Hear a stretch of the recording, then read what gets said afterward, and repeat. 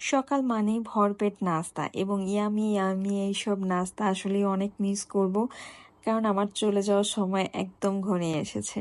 আসসালামু আলাইকুম, কেমন আছেন আপনারা সবাই? আমি আলহামদুলিল্লাহ ভালো আছি এবং আশা করছি আপনারা যে যেখান থেকে আমার আজকের ভ্লগটি দেখছেন সবাই অনেক ভালো আছেন। সকালবেলা নাস্তা শেষ করে আমরা দুজন একটু বাজারে গিয়েছিলাম কিছু ইলেকট্রনিক্সের জিনিস কেনার জন্য।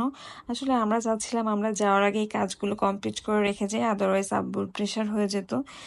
তারপর তো দেখতে গেলাম আম্মু কি রান্না করছে। আসলে প্রত্যেক দিনে আমি একবার হলেও রান্নাঘরে ঢু মেরে আসি, দেখে আসি কি রান্না হচ্ছে। বাট ওই যে একবার যাই তারপর আর আমার কোনো খবর থাকে না। দেন আমরা সবাই মিলে আইসক্রিম খাচ্ছিলাম।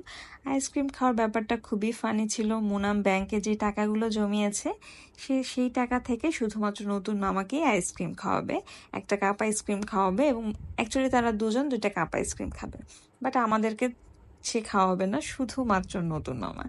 দেন তারা দুজন যখন খেয়ে আসছে তখন আমাদের জন্য হচ্ছে এই যে চকবারগুলো নিয়ে এসেছিল এবং দেন আমরা সবাই এই গরমের মধ্যে চকবার পেয়ে তো মহা খুশি যে আমরাও খেতে পারছি, বাট এটা কিন্তু আসলে মুনাম আমাদেরকে খাওয়ায়নি।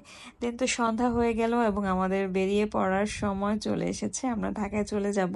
দেন এখানে হচ্ছে আমরা বিরতিতে ছিলাম বাসে। দেন হচ্ছে একটা দই খাই, দইটা খুবই বাজে ছিল, দুইটা আর খুবই টেস্টলেস ছিল, যেহেতু ঠান্ডা ছিল না, একদম গরমে কেমন একটা হয়ে গিয়েছিল। অন্যদিকে এই যে কলিজা সিঙ্গারার মধ্যে কলিজা হারায় গেছে।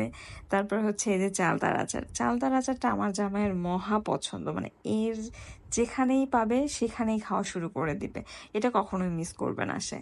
সো আজকে এখানেই বিদায় নিচ্ছি, সবাই ভালো থাকবেন এবং সুস্থ থাকবেন, আমাদের জন্য দোয়া করবেন। Bye bye.